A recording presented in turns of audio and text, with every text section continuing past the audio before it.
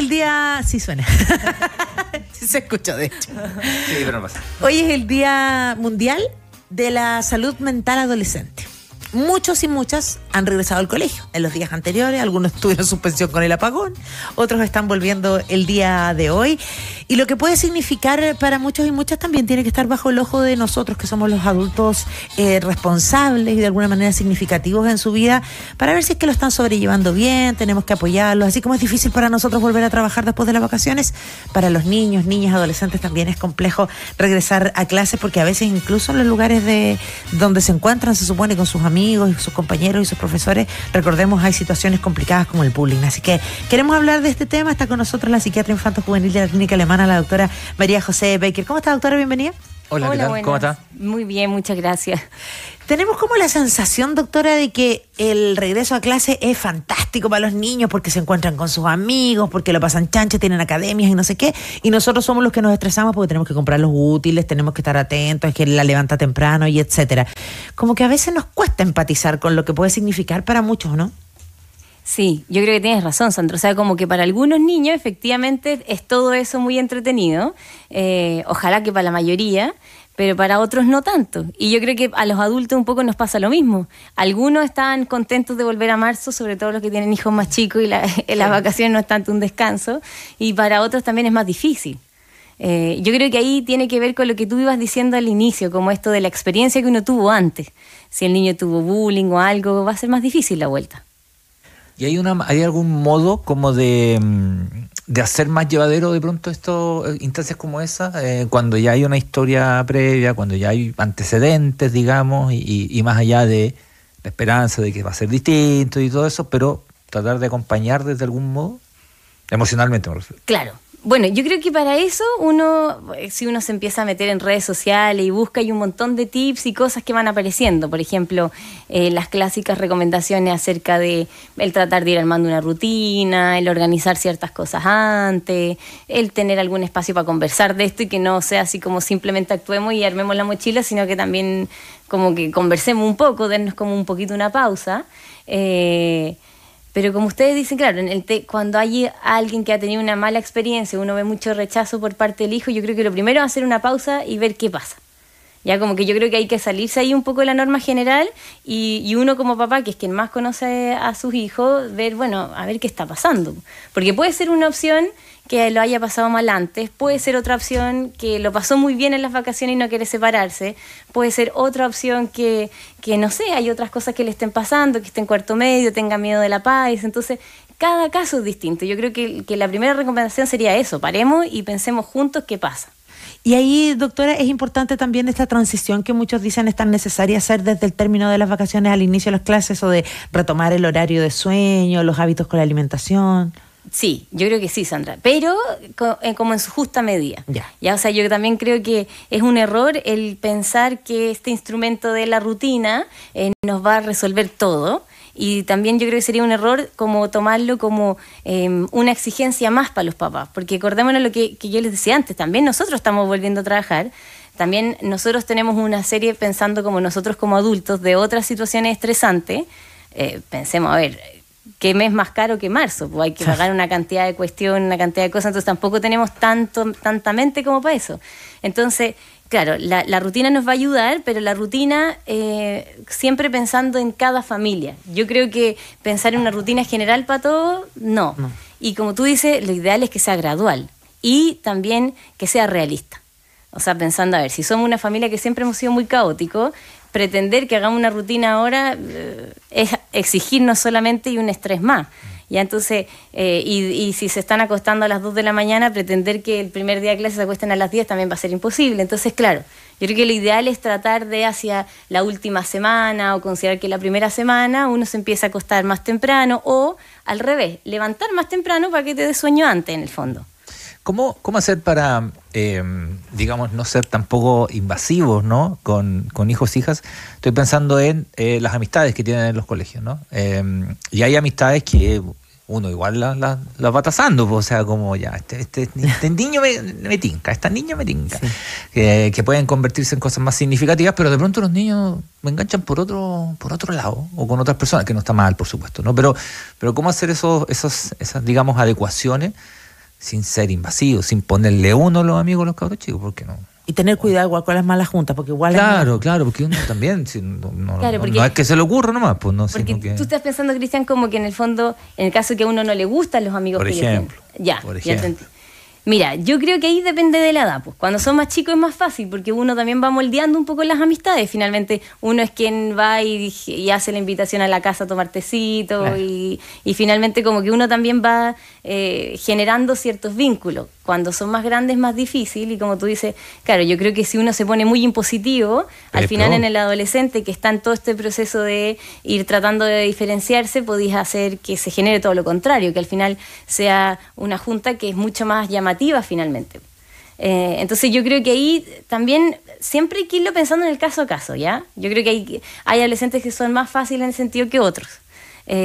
Pero yo creo que lo importante es ir conversando con sinceridad y sin una cosa demasiado apasionada. Ya yo creo que esto de que uno empiece como a estar todo el día y todo el rato diciéndole que esa junta es mala o echándole la culpa por toda esa amistad, sino que un poco irle diciendo, mira, a mí yo no te la recomiendo porque a mí me da miedo esto, a mí me preocupa esto, de este niño esto otro, como oye, no sé, estoy pensando en este niño está metido en problemas, en temas de consumo, por ejemplo, se me ocurre un ejemplo, así como para llevarlo un poco más concreto. Entonces, oye, no te estoy diciendo que tu amigo es malo, sino lo que te digo es que a mí me preocupa y que eso te haga mal a ti. Y entonces, en torno a cuidarte, toma estas medidas, cuida con esto.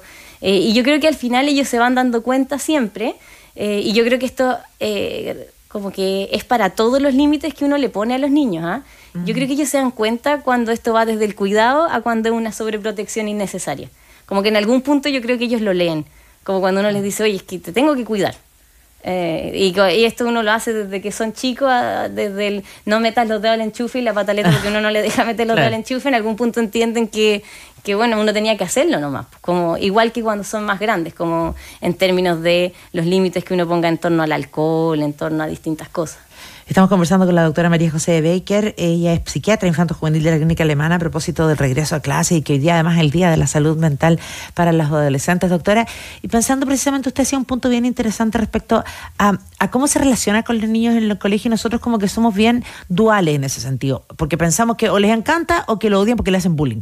Y no, pues de pronto puede haber que hay niños, no sé, que no les gusta tanto estudiar, hay alguno que puede tener una dislexia que no está detectada, por ejemplo, o que tiene un problema puntual con levantarse temprano. Vaya uno a saber, ¿no? Hay montones de posibilidades. Claro.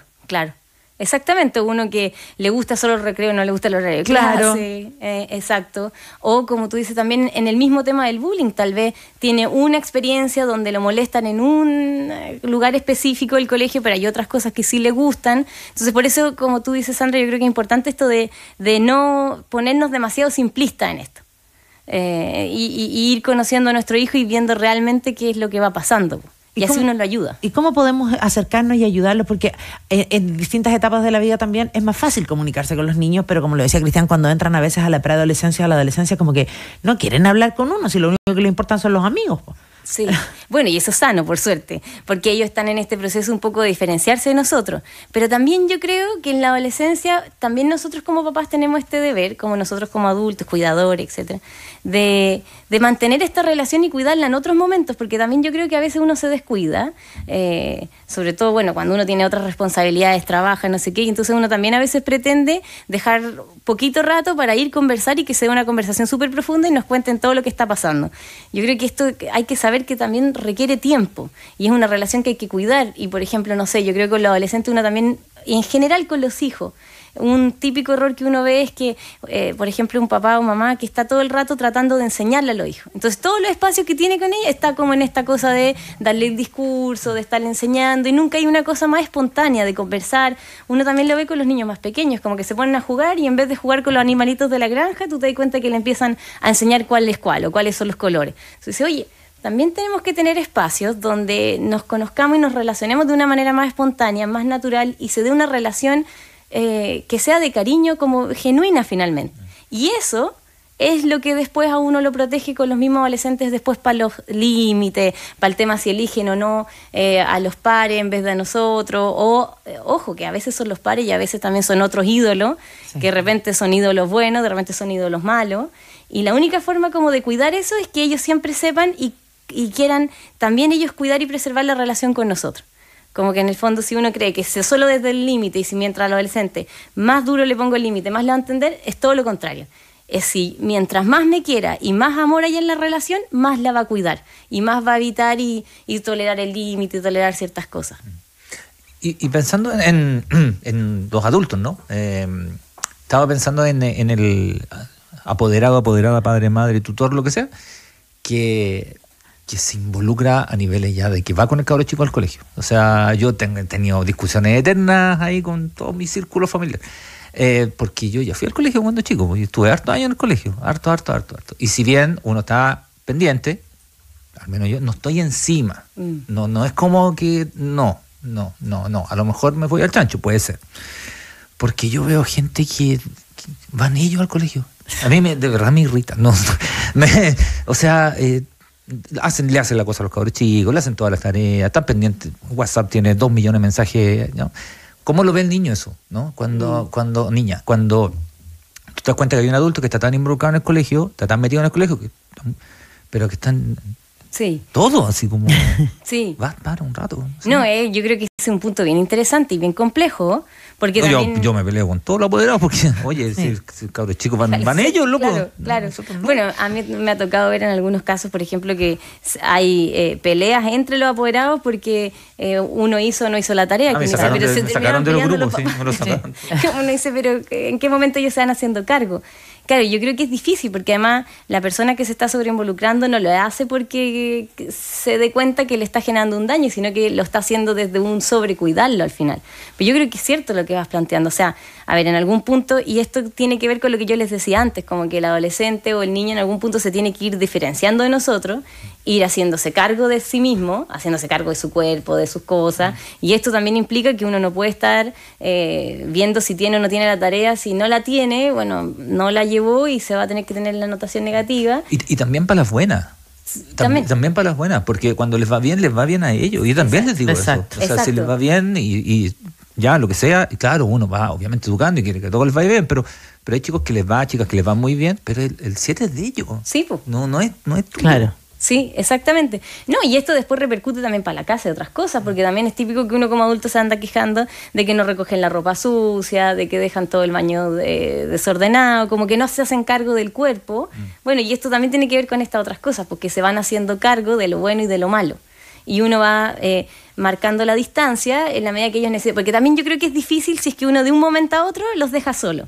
Finalmente por también supuesto, eso puede ser una sensación como... Y ahí es donde uno también, como papá, y yo también creo que en el caso a caso, hay que ir tanteando y sintonizándose con la cantidad de ayuda que van necesitando. Y no ayudarlos más. Eso es lo típico que dicen desde la educación Montessori, ¿eh? Que esto como de el gran error y lo grave que es ayudar a un niño en algo que sí puede hacer. Claro. Lo mucho que lo estoy desayudando. Y que tiene mucho que ver con la sobreprotección y la cultura también que tenemos en este país. Y nosotros los latinos somos súper sobreprotectores y mamones y todo ese tipo de cosas que tienen su lado bueno, pero que también hay que tenerlo ahí como en su justa medida. Equilibrarlo y un poquito, matizarlo también. Doctora, porque además de este encuentro con el mundo educacional y que seguramente va a ayudarlos a ir descubriendo su vocación, sus hobbies, lo que les gusta, lo que no, de alguna manera también estamos lidiando con que uno tiene que ir formando en hábitos, en moral, en ética, porque eso es algo que no solo se hace en el colegio, también se hace en la casa. Para algunos que dicen, no, si en el colegio se hacen cargo de todo. Entonces, estamos finalmente moldeando un ser humano al que tenemos que dejarle el espacio para que sea el mismo. Sí, pues, está desarrollando su identidad. Y es el momento para hacerlo, exacto.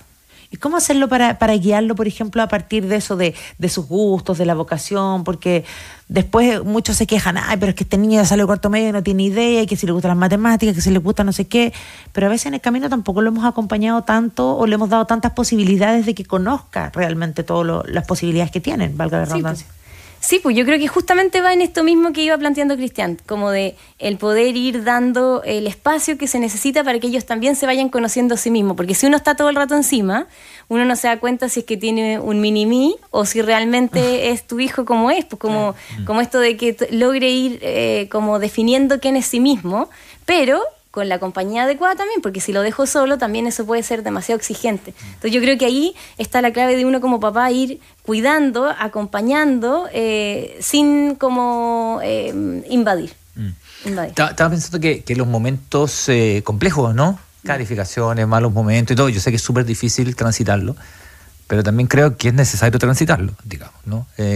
No saltárselo, porque a veces uno evade o elude y uno tiende a que a mi hijo no le pase nada, pero como dice Serrat, nuestros hijos van a sufrir igual. O sea, y a través del sufrimiento van a crecer. Eso es, porque la complicación te da un sentido también de aprendizaje, te da contenidos para un aprendizaje, te da información para un aprendizaje, te da una resiliencia. Y la única ventaja, por lo menos yo lo veo con chicos, estudiantes incluso, la única ventaja de uno es que somos más viejos nomás, somos más grandes. No somos mejores, digamos. Somos más grandes nomás. Exacto, nos tocó verlo.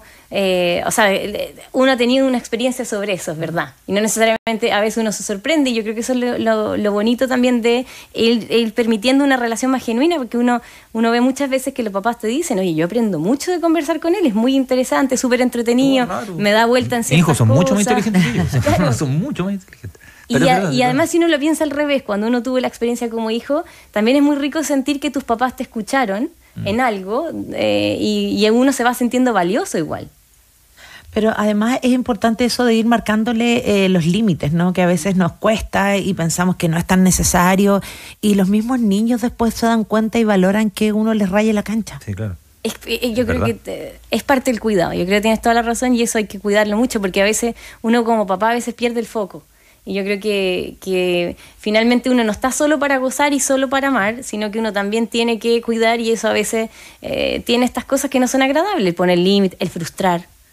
Que es parte de, uno a veces tiene que permitir que ellos se frustren o frustrarlo un poco, como decir, oye, no se puede. No, uno no lo está frustrando todo el tiempo y algo que vaya más allá de su exigencia, pero es parte de la vida, como en la relación y en el deber que uno tiene como de la paternidad.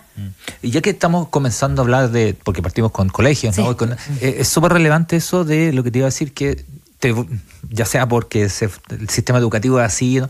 Es relevante porque nuestros hijos e hijas forman una especie de comunidad propia, digamos, una comunidad en la que nosotros estamos, pero un poquito más afuera, de periferia. Y yo siento que eso es recontra mega bueno, porque al final la vida un poco es así. Es un entrenamiento un poquito forzado, pero súper relevante. Es súper relevante. Que hacen comunidad, o sea, sus amigos son sus amigos. Y recuerda que ellos así son parte de la sociedad. Claro, pero nosotros estamos afuera, y por eso te digo que cuando de pronto se involucran mucho, es como meterse, es como alegarle a los profes, digamos, ¿no? Es como, loco, nosotros no hacemos esto, hacemos otra cosa, es una comunidad distinta, que no sabemos, ¿no? Y está muy bien que no sepamos, y está muy bien que se mueva sola, ¿no?